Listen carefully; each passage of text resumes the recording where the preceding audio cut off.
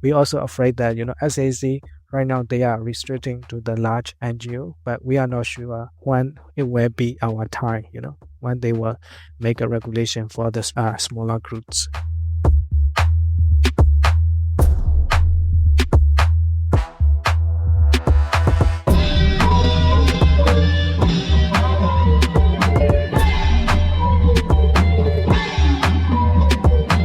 Hello and welcome to What's Happening in Myanmar, a weekly show from the Frontier Myanmar podcast family. I'm your host, Luke Corbin. It's Thursday, April 10. This is episode 23, and we're bringing you a conversation today with a man deeply involved in fundraising and coordination earthquake relief efforts, Nay Lin. He has more than 10 years of work experience in the humanitarian sector, including in Rakhine State in 2017. But before we talk about the earthquake and relief efforts with our guest, I will quickly go through some important developments in the war against the Myanmar military in just the last few days. First, as fighting continued raging along the Da'ang-controlled areas on the roads up to northern Shan State this week, the Myanmar National Democratic Alliance Army, or the MNDAA, has confirmed it will withdraw from Lashio. The news comes after months of speculation that it would do so, ever since its ceasefire deal with the State Administration Council, or SAC, in January. SAC civil servants will apparently begin arriving to Lashio from April 22nd, but the MNDAA will retain some troops, its police force, and a liaison office in the town and its vicinities after that.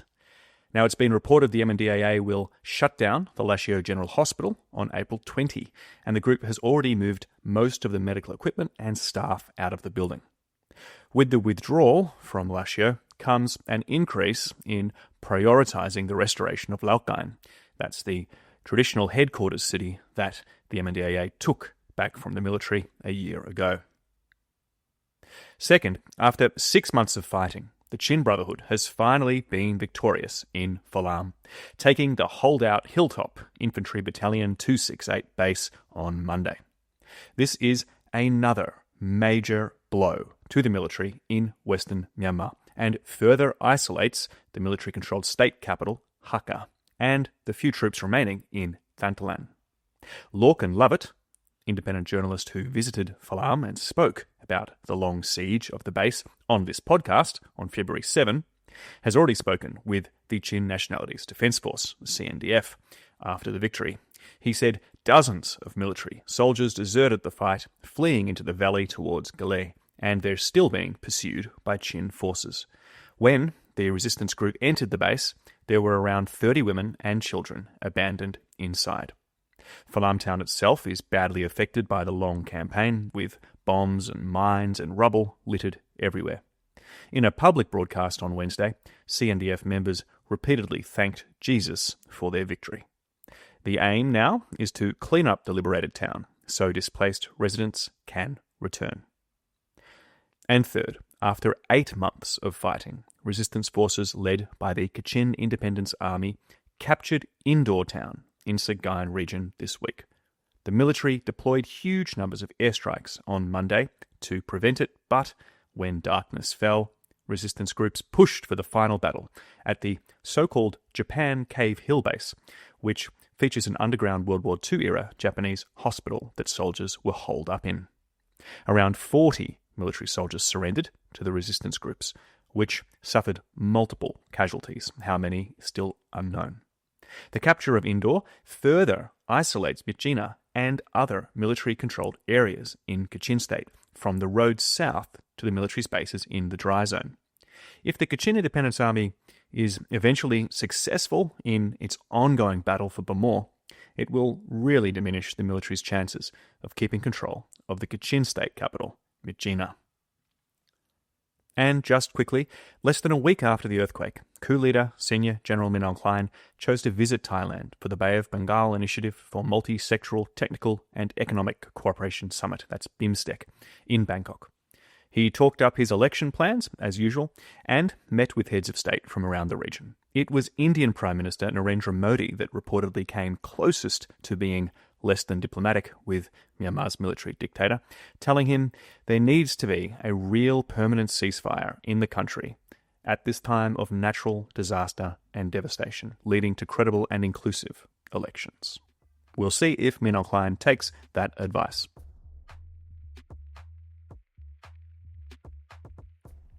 The full extent of the damage caused by the massive Sagaing fault earthquake last month remains unknown, with many affected areas still unreachable. The SAC's numbers for the dead haven't moved too much in the last week, but there has been a constant stream of anecdotes of bodies in situ, as well as formal and informal cremations.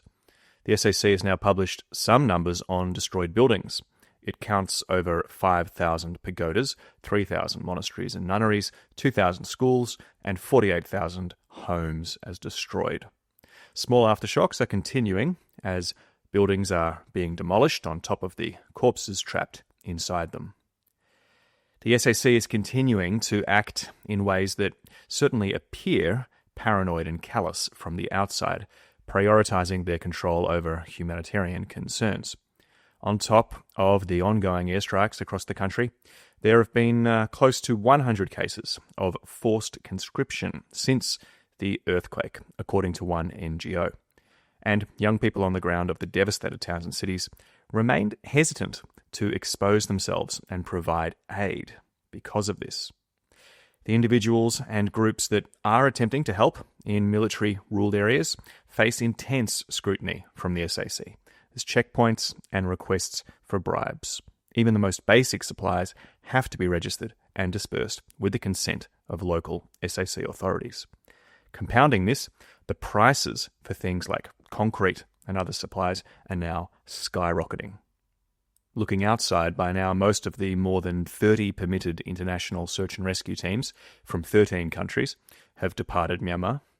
China's photogenic, or at least heavily photographed, operation has departed, but Chinese assistance continues with a fifth batch of emergency aid supplies arriving yesterday to the tune of 91 tons of mosquito nets, tents and tarpaulins.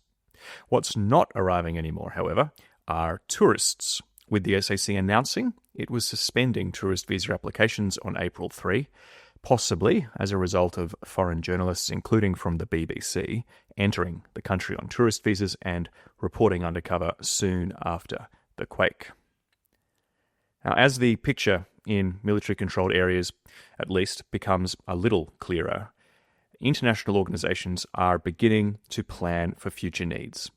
The United Nations says more than 17 million people have been affected in some way by the quake.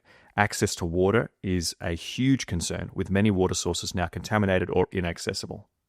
Thailand Foreign Minister Maris Sangiampongsa told Reuters this week that plans are being drawn up for medium and long-term assistance, including reconstruction, with Malaysia, Thailand and Myanmar working together. Myanmar side, of course, that means the SAC. In the meantime, those people, Myanmar and otherwise, who have the means are doing the best they can to help.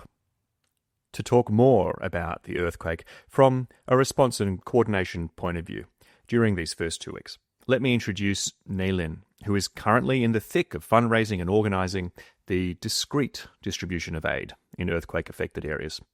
Thanks for joining What's Happening in Myanmar, Nay Lin. Hi, Kotazen. Nice to meet you. Well, same to you. You've been involved in this response now for nearly 2 weeks. So to get us started, maybe you could just speak a bit about what you're doing and where. Yeah, since the earthquakes, as you know, like everybody know, like it's a very serious incidents and events for the Myanmar community. Yeah, some of my colleagues lost their family members and they lost their houses. As a humanitarian worker, I'm trying to find channels how we can support together in response to the earthquakes, to the communities affected by the earthquakes. A lot of community members and charity groups, they have access to the Mandalay and other areas of the Mandalay and nearby cities, but they have limited access to Sagaing region. Since from the day one, we decided how we can reach out to the Sagaing regions. The access to the region is really challenging because there are two bridges from the Mandalay to the Sagaing, but one bridge is completely drowned, but like a damage by the earthquake. But the remaining one is is still usable, but it's not quite safe at the moment. That's why the traffic is quite slow.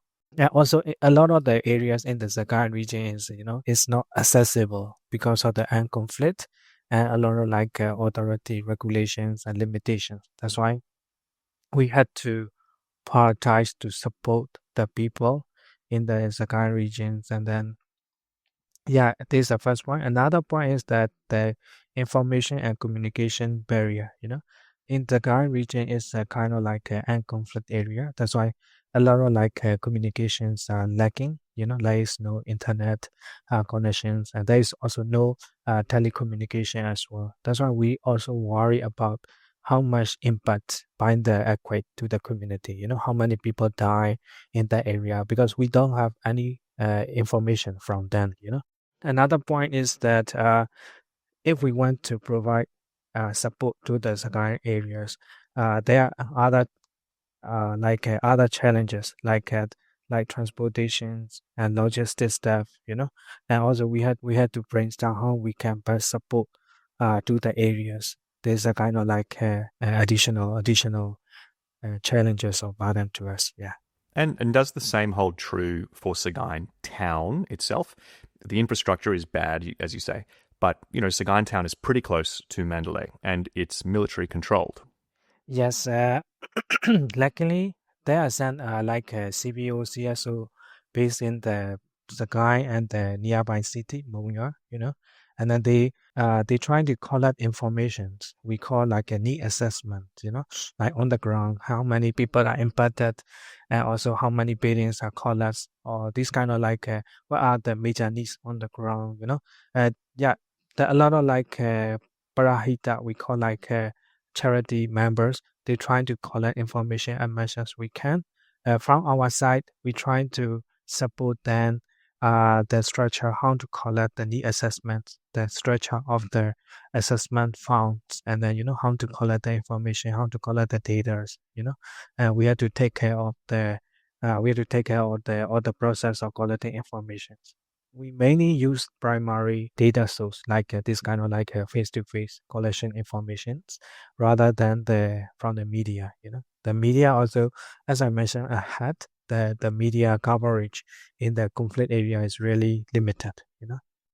So yeah, there's all this damaged infrastructure, and there's the bridges, of course, into Sagaing. Uh-huh. But are there any more updates on key infrastructure? For instance, Mandalay Airport is partly back online. Is that right? Yeah, I heard that the airport in the Nibiru is resumed. Resume means that they operate again. But for the these airports are only useful for the international donation, countries' donations. For us, INGO, NGO, even the UN, yeah, for us, we had to mainly rely on the road condition, road infrastructures, yeah, if they are stay accessible to Yangon to Mandalay. It takes around 12 hours. From my teams are going to and from Yangon Mandalay, and from the Mandalay to the Sakai. It also takes time because of the high traffic on the way. Yeah, right now we had to rely on the road. Normally, the road conditions. Yeah. Yeah, and of course, many roads have been affected by earthquake damage. Yeah, of But course. roads, they're also choke points Yeah. that the military uses for checkpoints and inspections, even asking for bribes to let people through. Has that affected your work directly? Is this happening? Yeah, this kind of stuff, is happened not before since before the earthquake. It happened since 2021 when we uh travel from one area to another. There are a lot of checkpoints, military checkpoints, or EAO checkpoints. In every checkpoints, we had to pay bribe or something. This kind of cash to the authorities or to the security guards. And yeah, in the charity settings, in the current earthquake response settings, yeah, we also had this kind of informations. But it's from Yangon to Mandalay, is there are checkpoints, but we mainly worry about the within the regions. For example, Sakai, if we are going around the villages. The checkpoints are really really important.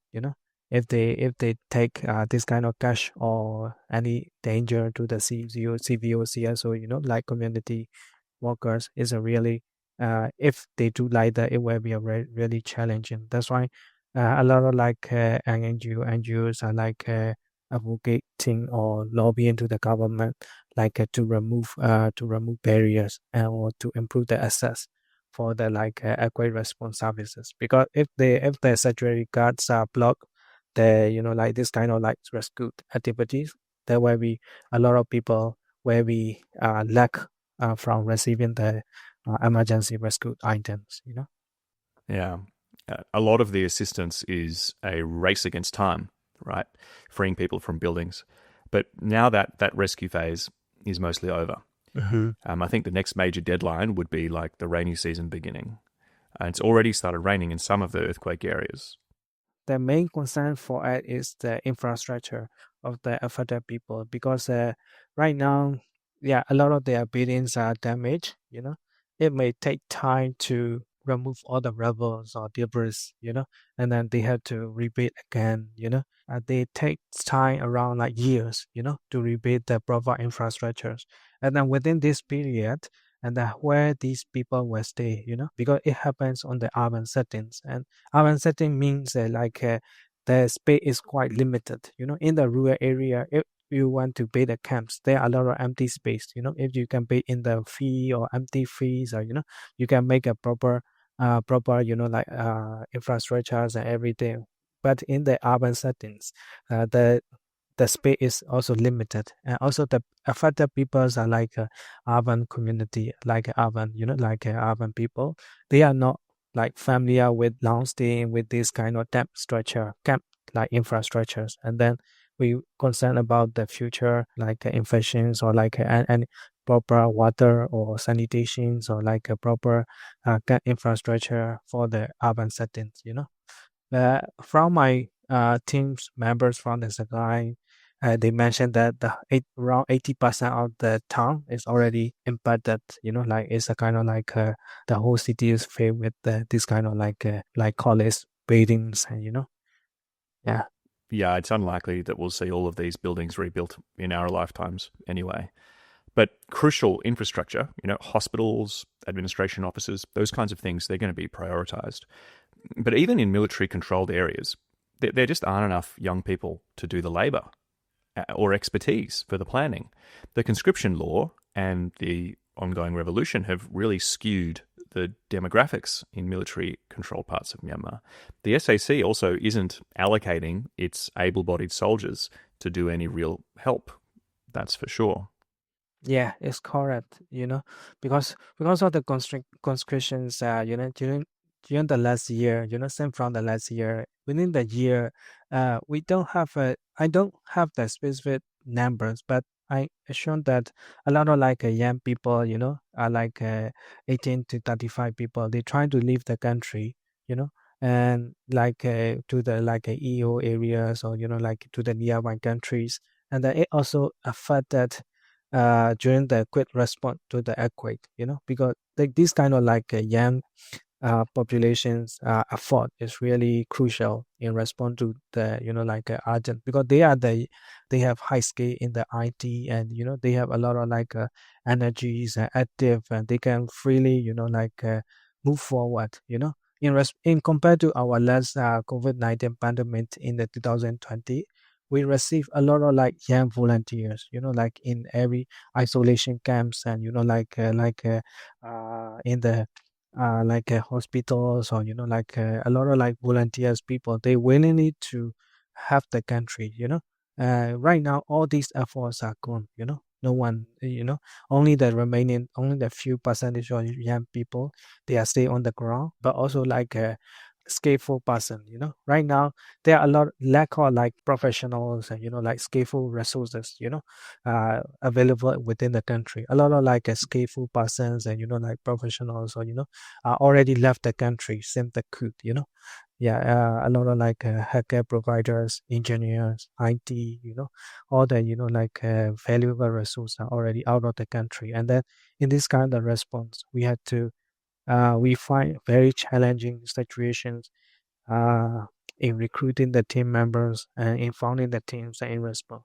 For example, like right now, today experience, yeah, I want to support like four areas, four villages in the Mandalay regions, and then among the four areas, they don't have any young people, like young active volunteers, who can make a reportings, or who can make a data or calculations, or the remaining, like peoples are like old, and they don't have this kind of skills, they don't know how to report, how to prepare report, how to like collect the like the receive. That's why I had to change the project design into another version. For example, like we are not providing this kind of stuff to these four villages because we cannot find any like higher resources. Right now I have to change the program design into a like cash assistance. I can only provide the cash, not like items. Formally, my idea is we will purchase the items from the market with these local Sahel groups, like community groups. We will distribute in four villages. Right now, there is no resource, who can handle all these kind of like purchasings and like distributing and packaging. No one can handle it. That's why I have to change the program into a cash assistance. Yeah. Okay, and so the people you're supporting, are they having any other problems interacting with the SAC? Yeah, no, right now the SAC also trying to intervene the emergency, this kind of response activity. Mainly right now they are targeting for large NGOs, a UN agency, because some international countries, they are not willingly to donate the assistance through the SAC. They will like donate through the like international NGOs or UN agency. Yeah, they were trying to support the donation assistance through this channel, and the SAC response to this route is that all the like activities must be integrate, or must be like connect with the government activities. It means that they had to follow what they say. For example, like if all activities must be joint activities, or they need permission approval from the SAC for the like this kind of like response activities. Yeah, mainly they are targeting for this kind of large response because they have a lot of findings and they can respond a lot. For us, we are like a small, like friendly amount, and then right at the moment we can a little bit free, like a move, like a free, like accessible and like achievable to the like community members, but we had to take care of the uh, like a visibility as well. We are trying to make a low profile. We are not sharing the a lot of informations and data on the social media to make aware by the SEC, or this kind of, because our main goal is to reach the support or assistance to the most needed people, and then we will share all the funds to the directly back to the donor, and that's it. Something like we also afraid that SAC right now they are restricting to the large NGO, but we are not sure when it will be our time. When they will make a regulation for the smaller groups. Yeah. Well, there's a lot of talk about the SAC using this disaster to increase its legitimacy. 4 years of disastrous military rule since 2021. And Senior General Min Aung Hlaing does seem to be enjoying a little bit of international recognition in the wake of the quake.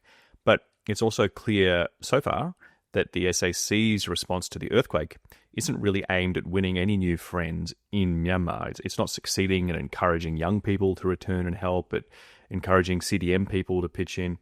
What do you think the impact of the quake will be on the revolution and the military's capacity to rule and provide services in the areas that it rules? Yeah. Sorry, that's a big Yeah, yeah, question. yeah. Same from the day one. Yeah, a lot of like human rights activists or political members, they pointed out the opportunistic actions of the SAC over the earthquake. How they can take benefits from the earthquakes, like a political standing point among the international communities, or the financial incentives, financial benefits, or what kinds of benefit they will take from the earthquakes. As far as I know, I understand they will take all the opportunities, all the benefits. They means the SAC, they're trying to for showing they are really helping the ground or something, to the international media. But we we clearly saw it, within the last 10 days, a lot of people are trapped inside the collapsed buildings and under the debris and rubble. If we have the resources and the government commitment, to rescue the people as soon as possible, we can save a lot of life. But right now, there are a lot of people are still trapped, under the debris, and there's some people are already what is called deteriorated, or already dying, already chained. That's why what we saw on the media is the soldiers or SAC members, they are only cleaning the debris and rubbish from their departments, government departments, or old buildings. They are not saving the life of the people. The buildings could not be the priority. The priority is the people. The life of the people. They should save first. But on the ground, the real functioning teams are international rescue teams. Yeah, I from this podcast, I also thanks to the all the support rescue teams from the international countries. They are very uh, honorable, and they are very grateful. And then yeah, they came to our country, and they saved a lot of people. Yeah, we witness it. Yeah, they trying to save people truck under the debris for 5 days, and 6 days, and they trying to save a life. From the international rescue teams. Yeah, the government should take this kind of leadership role. But they are not. They are lagging behind, and they are only uh, taken for other opportunities and benefits. Yeah. Yeah, and it's a tragedy. But luckily, there are so many people like you offering ways for others to support communities without intermediaries and avoiding the attention of the SAC. You even raised money during a recent half marathon. So how can people donate to the communities that your teams are supporting at the moment? Yeah, right now, we are trying to support the people emergency needs. For example, food, water, and also shelter assistance. We also worry about right now the rainy seasons are coming. Season is coming. We also worry about the water borne diseases. Because of cholera or diarrhea. That's why we are trying to be the toilets, and we are trying to donate the water storage tank for the drinking water. And we are also trying to support the cash assistance to the people who got injured by the earthquake. Some people had to amputate their legs, or their limbs, their legs or hands. And then we are trying to support the cash assistance for their life-saving emergency treatment at the hospital, or follow up to the clinics.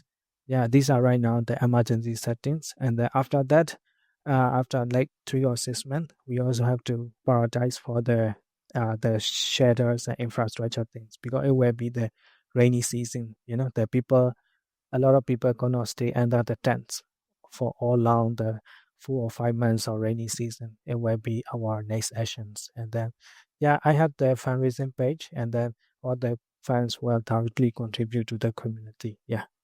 Yep, and we will put a link to your most recent personal fundraiser in the show notes below this podcast. Yes. I know you've been doing heaps of meetings with donors and your team and people like me all day. So thank you for finding space to talk and coming on the show. Thank you so much, Dr. Tenzin. Very nice to meet you.